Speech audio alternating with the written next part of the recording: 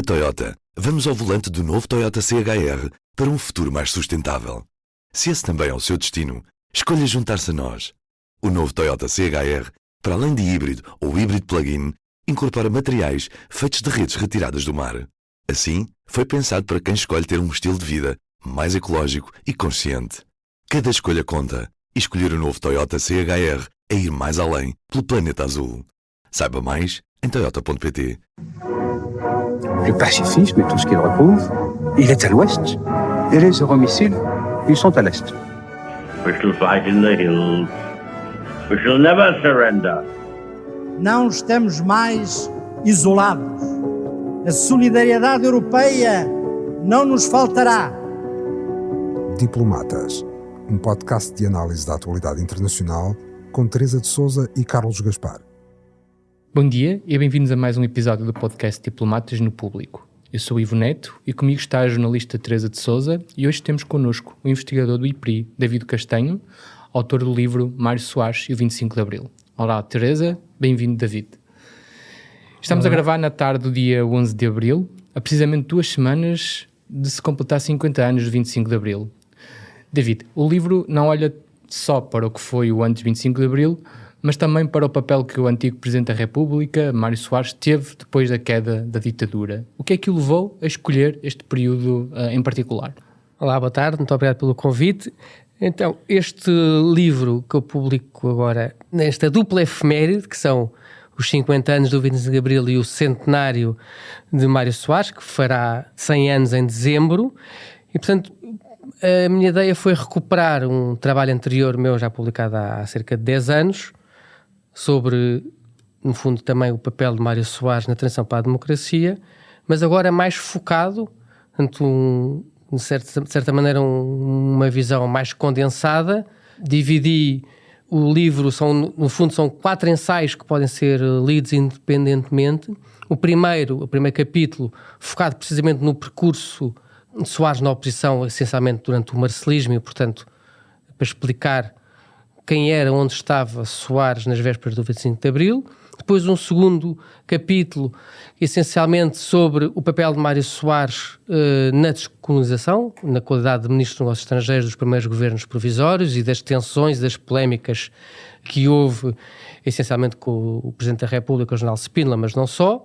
Depois um terceiro capítulo, no fundo, sobre o PREC, sobre as grandes divisões na sociedade portuguesa de 75, aí focado também nas relações do Soares como líder do PS com Álvaro Cunhal e com o MFA, e depois um último capítulo sobre a importância dos laços externos que foram criados por Soares e pelos socialistas portugueses ainda antes da queda do Estado Novo. E, portanto, no fundo, para tentar demonstrar como a importância desses lados que já tinham sido criados previamente vão sendo depois determinantes em todo o processo da transição para a democracia e depois no fim do processo revolucionário com o 25 de novembro e no fundo com a clarificação político-militar e depois com as eleições de 76, as 3 eleições de 76, as eleições para as legislativas, as eleições presidenciais e as autárquicas. Teresa, nós aqui nos bastidores falamos muitas vezes do pouco que se fala do pós-25 de Abril,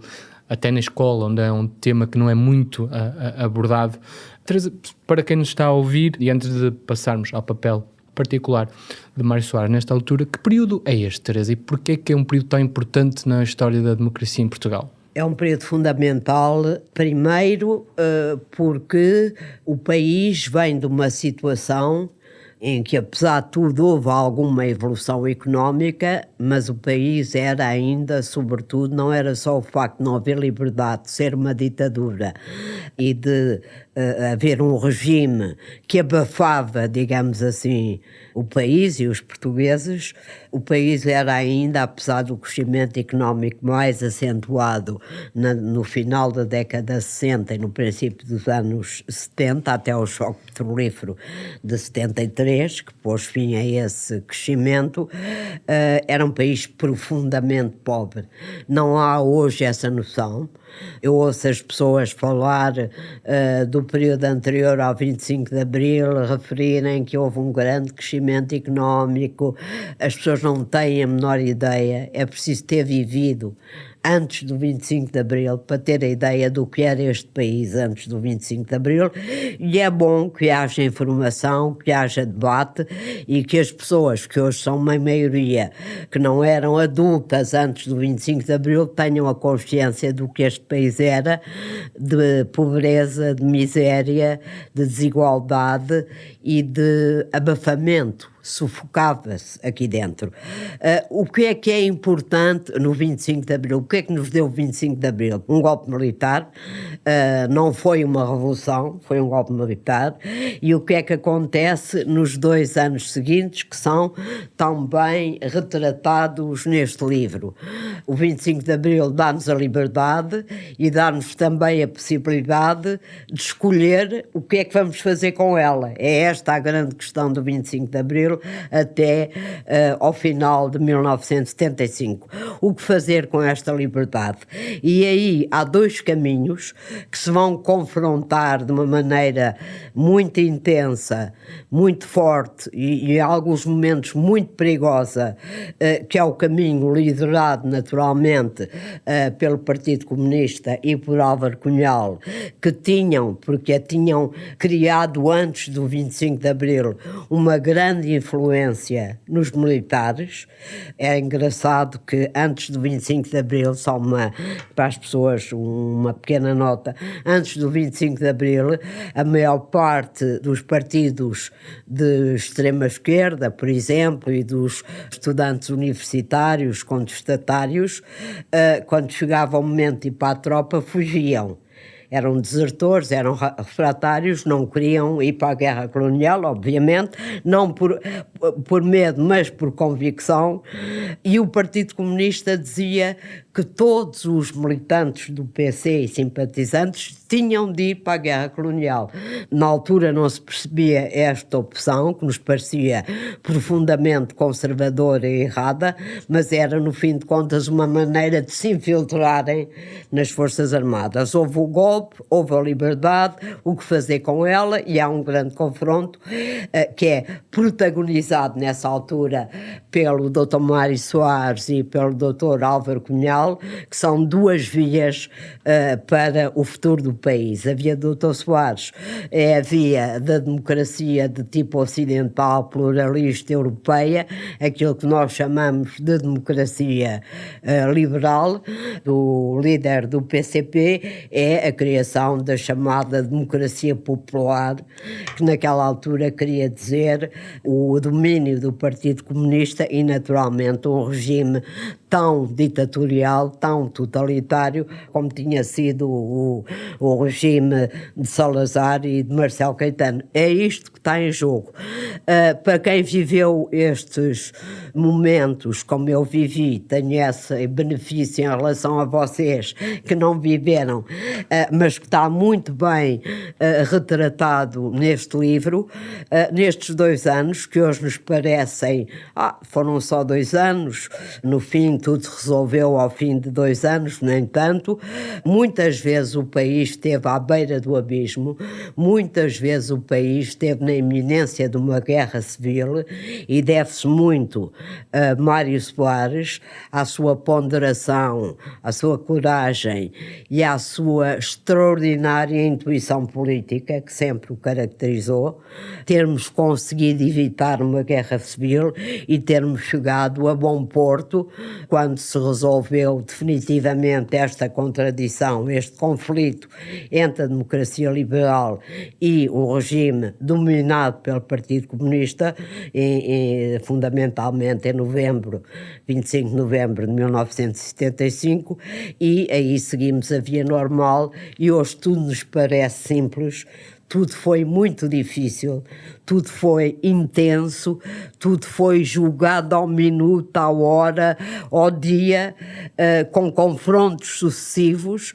E hoje, quando eu olho para trás, depois de ler outra vez, depois de ler o livro do Davi e de me recordar daquilo que aconteceu nessa altura, voltamos a lembrar-nos como tivemos mesmo à beira de ter um conflito armado em Portugal, ou de termos acabado com um destino que não era aquele que a maioria do povo português queria. E depois desta aula de política também interna, o David tocou aqui num ponto que nos interessa particularmente no nosso podcast, que é a parte externa e o papel que Mário Soares teve tanto na descolonização de Portugal, da África.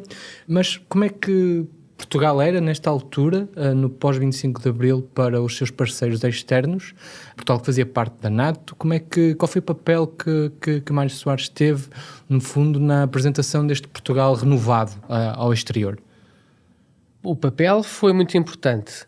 Em primeiro lugar, foi precisamente a Mário Soares que o Presidente da Junta de Salvação Nacional, o Jornal Spínola, recorreu para explicar o que é que se passava em Portugal e, portanto, foi dado precisamente esses laços que pouca gente em Portugal tinha como ele e como líder de um partido. O Jornal Spínola pediu-lhe, e foi isso que ele fez logo no início, nos primeiros dias de maio de 74, foi explicar a situação política e, no fundo, acalmar a nível das principais capitais europeias. Curiosamente, o que ele vai fazer é contrário, e isto lá está a capacidade dele de perceber o contexto em que se movia, é contrário ao que o programa do PS defendia. O programa do PS, naquela altura, defendia a saída da NATO, o desmantelamento do Pacto de Varsóvia e da NATO.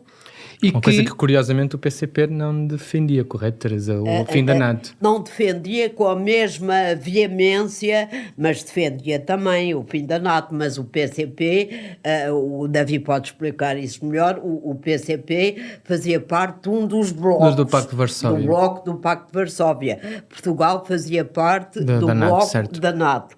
Para o Partido Socialista, embora o Dr. Soares nunca tenha entrado nesse caminho, para o Partido Socialista a ideia era o desmantelamento dos dois blocos. Ok. Dos dois blocos, e no programa dizemos que as bases de potências militares estrangeiras, e havia Portugal, da RFA em Beja, e havia dos Estados Unidos, e havia as bases da NATO, e portanto, além da desvínculo de Portugal, o programa de 73 defendia que, no fundo, devia haver uma ruptura com a NATO, além deste desmantelamento dos dois blocos. E Soares o que vai fazer em maio de 74 é precisamente segurar, não senhora, a situação. Nós não pretendemos até tratar os laços com as potências ocidentais, não defendemos, não somos anti-NATO, e dá garantias. Depois, mais tarde, semanas depois, quando chega ao Ministério dos Negócios Estrangeiros, procura dar garantias que não vai haver uma mudança a esse nível, portanto, que as relações externas, as relações tradicionais portuguesas, a aliança quer com os Estados Unidos, quer com o Reino Unido, quer mesmo com a Espanha, umas relações formais, mas que não ia haver nenhuma afrontação direta. Não se esqueçamos que o regime, ainda havia o regime franquista, Franco ainda estava no poder, e, portanto, de certa maneira, defender que não ia haver uma mudança. A única mudança que ia haver, essa sim, era a abertura de negociações para o estabelecimento de relações diplomáticas com todos os países do mundo, e aí fazer essa tal demarcação em relação ao anterior regime, que não tinha relações com muitos países, essencialmente do terceiro mundo, precisamente por causa da política colonial do Estado Novo. Mas há esta ideia de é preciso assegurar que nós não vamos aqui provocar nenhum corte drástico, nenhuma ruptura, e um sinal paradigmático dessa postura é que, ao contrário do que aconteceu em muitos ministérios, onde houve saneamentos e do pessoal diplomático, esteve, no fundo, a defender a política até o dia 24, esteve a defender acerrimamente a política colonialista do Estado Novo. E não vai haver saneamentos, os diplomatas vão apenas mudar de postos, quer dizer, são confrontados, se não concordarem, claro que podem sim, mas o Ministério não os vai afastar. E o embaixador português em Washington vai permanecer em Washington, é o único, que é precisamente para demonstrar essa continuidade da política externa portuguesa. Teresa, estamos aqui a falar da maneira como Portugal foi depois, no fundo, tratado externamente pelo Dr. Mário Soares, mas ao mesmo tempo essa luta entre as duas potências internacionais também se vivia de certa maneira aqui dentro. Exatamente, correto? Estávamos em plena Guerra Fria. Como é que isso foi disputado? Como é que foi disputado, no fundo, Portugal pelos dois blocos que dominavam então a política internacional? Exatamente. Estávamos em plena Guerra Fria, é bom lembrarmos isso, e mais do que estarmos em plena Guerra Fria, os Estados Unidos estavam na defensiva e a União Soviética na ofensiva à escala global por causa do desastre que foi o Vietnã e a retirada precipitada dos Estados Unidos do Vietnã. Isso trouxe-lhes uma situação de grande convulsão interna e, de facto, os Estados Unidos não estavam em posição de impor de uma maneira clara e direta à União Soviética, naquela altura, impor-lhes uma política em relação a Portugal que fosse o respeito pela natureza geográfica e política ocidental do país. Também não podemos esquecer que foi muito importante, também é muito bem explicado no livro, que estávamos em plena negociação da Conferência de Helsínquia, que aconteceu no verão de 1975, e esta Conferência de Helsínquia era para lançar a chamada política de detente, de desanuviamento em português, entre os dois blocos, sobretudo no quadro da Europa, do território do continente europeu, e a União Soviética estava muito interessada na ata final que devia ser assinada no fim da Conferência de Helsínquia, porque essa ata reconhecia que a União Soviética tinha um poder de influência, domínio sobre toda a Europa de Leste, sobre todo o Bloco de Leste, sobre todos os países que estavam naquela altura para lá da chamada Cortina de Ferro, e os Estados Unidos estavam na disposição de garantir que não interviriam nunca nessa metade europeia que ficou sob domínio soviético, mas nessa altura também lhes disse, eles também não podiam interferir na parte ocidental da Cortina de Ferro, nas democracias europeias e, inclusivamente em Portugal, onde a influência da União Soviética por via do Partido Comunista era extremamente forte em todos os sentidos. Apoio político, apoio financeiro, apoio logístico, apoio de toda a espécie. E chegou quer o chanceler alemão, quer os Estados Unidos, Kissinger, quer outros primeiros-ministros da Europa Ocidental, sobretudo a Alemanha, chegaram a dizer a Brezhnev, era Leónidas Brezhnev na altura, o secretário-geral do Partido Comunista da União Soviética e o Presidente da República, a dizer-lhe se há uma interferência interna demasiado grande em Portugal, nós pomos em causa a assinatura do Tratado de Helsínquia, data final de Helsínquia, que era alguma coisa na qual a União Soviética apostava muito nessa altura. Só um parênteses para acabar. Houve uma coisa que a União Soviética não desistiu, podia desistir de uma interferência mais direta em Portugal, aceitando a ideia que era um país que estava do lado ocidental do continente europeu, mas não desistiu de conseguir o domínio das nossas colónias, sobretudo de Angola, e aí é engraçado que Angola é reconhecida a independência de Angola ao 11 de novembro, é o grande objetivo da União Soviética nessa altura, e depois a 25 de novembro tudo se resolve contra os interesses do Partido Comunista e da União Soviética. E David, no meio de toda esta conjuntura e desta luta acontecer em Portugal, entre os dois polos, como é que era a relação do Dr. Mário Soares com o Álvaro Cunhal? Como é que era esta relação entre estas duas forças? Era tensa, nesta altura era muito... Nesta altura a relação era péssima. O célebre debate... para o país. Olha que não, exatamente. É um debate na televisão, sim. em outubro. Na altura em que os debates tinham... Não, dura 4 horas. Exatamente. E tu não vês uma pessoa na rua. Não há uma pessoa na rua. Está tudo a ver Isso o foi debate. em que altura foi o debate? É, outubro de Outubro de 75. 75. É, né, mesmo portanto, no auge da tensão. E, portanto, era uma relação muito dura. Tinha havido, antes do 25 de Abril, contactos, aproximações. Portanto, havia aquela ideia de replicar em Portugal o programa comum, Da França. ou seja, a aproximação entre comunistas e socialistas.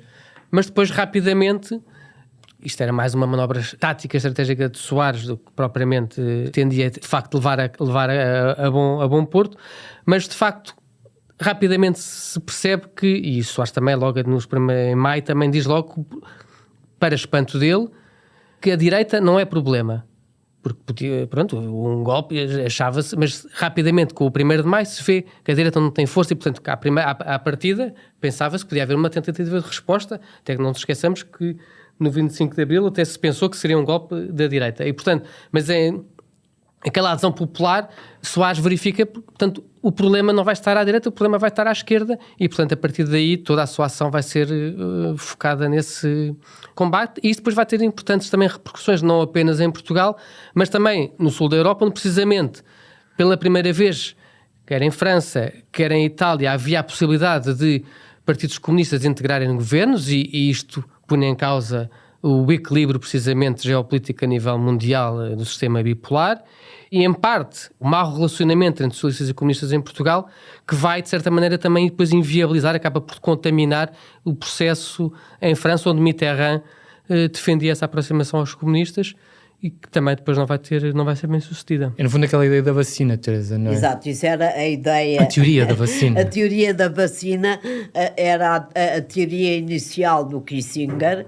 O Kissinger estava muito abatido com a derrota do Vietnã e com a situação defensiva a que essa derrota tinha colocado a superpotência americana. Era um cético, era um pessimista e olhou para Portugal e a sua ideia foi os comunistas vão tomar conta do país apoiados por uma facção cada vez mais radical e maior do MFA, dos militares, não há nada a fazer, só há uma coisa positiva que pode resultar daqui, era a teoria da vacina. Se o resto da Europa Ocidental, as democracias ocidentais, virem o que é que acontece a um país depois de ter um regime dominado pelos comunistas, pode ser que se arrependam de qualquer, como estava a dizer o Davi, de qualquer tentativa de aliança com os partidos comunistas, que eram fortíssimos em França e Itália, em Espanha menos, ainda estavam na clandestinidade, mas eram muito fortes, sobretudo em França e Itália. Pode ser que percebam que não é por aí que podem ir e isto funcionará como uma vacina.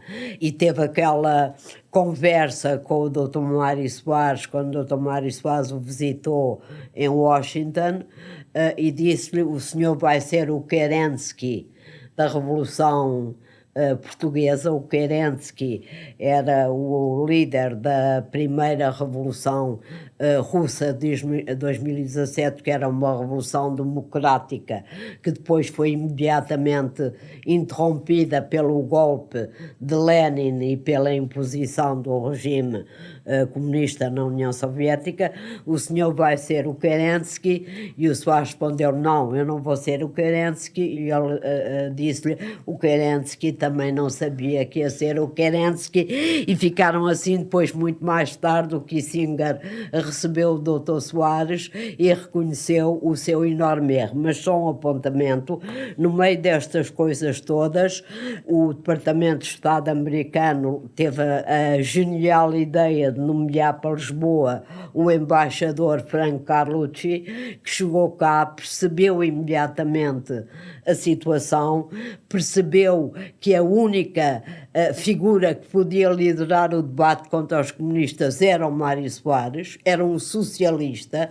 Em Washington não se percebia bem como é que um socialista podia liderar um combate contra o Partido Comunista. A ideia de Guerra Fria era muito presente na realidade norte-americana, não é? Na realidade norte-americana, o socialismo... Eram sinónimos quase. Eram quase sinónimos. Ainda hoje o Donald Trump usa isso. E o Carlucci percebeu o que é que se passava e foi decisivo no apoio ao Dr. Soares e em convencer os Estados Unidos que deviam defender, que era o homem em quem deviam apostar para assegurar a democracia portuguesa. E recuperando até aqui um tema de que falámos na semana passada, para no fundo, para mostrar esta falta de fé que os Estados Unidos tinham em Portugal, houve até a ideia de Portugal abandonar a NATO. Portugal foi, de certa maneira, colocado de parte durante algum tempo Falámos disso da última vez, já não participava em alguma reunião. Nas reuniões do planeamento nuclear. Exato, já não foi participava. Foi posto o congelador durante algum tempo. Porque se temia precisamente que no governo português depois chegassem alguns segredos à União Soviética. Diretamente a Moscou, e portanto... E 50 anos depois do 25 de Abril e de todo este processo destes 2 anos, que como a Teresa diz, parece que foi pouco, mas de verdade aconteceu muito, o que é que nós podemos olhar, o que é que podemos aprender nos dias de hoje, tendo em conta o que aconteceu nessa altura, na nossa realidade política, também ela muito particular atualmente? Podemos verificar precisamente que esta democracia que nós tivemos não foi fácil, ao contrário do que podemos pensar, de implantar, e portanto não foi no dia 26 acordarmos numa democracia. Portanto, foi um processo muito complicado, onde, tirando o contexto geopolítico, tudo o resto, o que se passava aqui era contrário, quer dizer, a onda não era nesse sentido, e que, ao contrário do que nós pensávamos, depois quando Portugal abre a chamada terceira vaga democrática, portanto, depois com o impacto que vai ter, quer no Bloco de Leste, quer noutras geografias, noutros lados do globo, como chamou Samuel Huntington a atenção para esse fenómeno que teria começado em Portugal, o que nós vemos hoje é que essa terceira vaga, aquela ideia do fim da história que estávamos todos a caminhar para a democracia, não é verdadeira, assim. E portanto temos que olhar para este processo como algo que não está terminado e que importa defender e lembrar que as coisas não são fáceis e que não são eternas. Hoje estamos, pelo contrário, naquilo que os politólogos, sobretudo os americanos, chamam de recessão democrática. Em vez de haver uma vaga de democratização, começou em Lisboa, atravessou o Atlântico, foi à América Latina, voltou para a Europa, atingiu a Europa de Leste. Hoje estamos numa situação que é exatamente oposta, é a recessão da democracia e o avanço quer interno às democracias, quer exterior às democracias, de forças autocráticas, autoritárias, antidemocráticas, antiliberais, que são, de facto, um perigo. Aprendemos muito, de facto, naqueles 2 anos, mas o que torna este livro e esta revisitação desses 2 anos, para mim, tão apelativo, é de facto ver, por exemplo, uma coisa que eu aprendi aqui e que já não me lembrava, nem tinha tão grande consciência. O Dr. Soares tinha a ideia, ao longo com a progressão da realidade, primeiro percebeu, como o David estava a dizer há bocado, que o problema não era a direita dar um golpe a seguir ao 25 de Abril por causa daquela manifestação de 1 milhão de pessoas no dia 1º de maio, em que o golpe se transformou em revolução popular, porque foi uma adesão louca em Lisboa e no Porto, e ele percebeu que a luta era contra o risco de uma ditadura de esquerda, mas depois, como o Davi explica, ao longo do tempo, com a queda do Spínola, com a ida de Spínola para Madrid, com as movimentações de alguma direita em Madrid, para pôr termo ao processo de democratização, que naquela altura ainda não tinha sido esclarecido, o Dr. Soares ficou com a preocupação, ficou com um caminho estreito à frente dele. Não podia permitir um golpe que levasse o Partido Comunista ao poder, não podia permitir que a direita, congregada à volta do general Spínola e de outras individualidades, sobretudo militares, que tinham saído do país e que estavam em Madrid, também se aproveitassem da situação revolucionária para tentarem eles próprios um golpe. O Davi explica que o Dr. Soares teve a preocupação de explicar aos americanos para não se lembrarem de apoiar as forças de direita que estavam quase todas, algumas dentro, outras fora do país, convencidos que eram eles que iam resolver o problema interno, porque não seriam eles a resolver o problema interno, e aí claramente corríamos o risco, a inevitabilidade, a quase inevitabilidade de uma guerra civil. Ele também teve essa preocupação. Sim, precisamente no caso dos Açores, por exemplo, o separatismo açoriano. E se abria-se aí uma ruptura e, portanto... E os americanos eram sensíveis aos Açores, como é óbvio. O que eles queriam era assegurar os Açores. Eles não se importavam que aqui houvesse uma rebaldaria temporária. Desde que os Açores se mantivessem. Não podia haver, isso era indispensável. David, o livro vai ser apresentado... Vai ser apresentado no dia 17, às 6h30, na Almedina do Saldanha, pela Maria João Avilés e o Francisco Assis. Convidamos todos os nossos ouvintes e quem nos acompanha semanalmente no nosso podcast à apresentação do livro do David, precisamente nesta altura, quando estamos a 15 dias do 25 de Abril, e o Mário Soares é sem dúvida uma das figuras incontornáveis desta data. E só uma nota, que também está bem explicada ali, o Mário Soares deixou-nos duas coisas que marcaram a nossa vida até hoje, nestes 50 anos: a democracia e a Europa. Porque a primeira coisa que ele faz, logo a seguir a vencer as eleições, depois, em abril de 1976, portanto, depois está esclarecido que o país ia ser uma democracia liberal, a primeira coisa que ele faz é dizer: agora a nossa missão é levar o país até à Europa. Um ano depois apresenta o pedido de adesão de Portugal à Comunidade Económica Europeia, em março de 1977, e a partir daí a Europa é o seu grande combate, e é um combate que ele, com o apoio naturalmente, mas não foi um apoio imediato, não se pense, o apoio do PSD e do CDS, embora houvesse divisões internas, é esse o grande combate dele, é criar as condições em Portugal para aderirmos o mais depressa possível à Comunidade Económica Europeia. Portanto, eu diria que ele nos deixou a democracia e a Europa. Acho que não pode haver legado mais forte do que esse. São as duas coisas que mais marcaram a nossa vida. Sim, concordo perfeitamente. E é interessante também aqui ver, no livro também procuro demonstrar, é que ele identifica isso logo no início dos anos 70. Exatamente. É das primeiras, na oposição, ele claramente identifica a Europa como o futuro.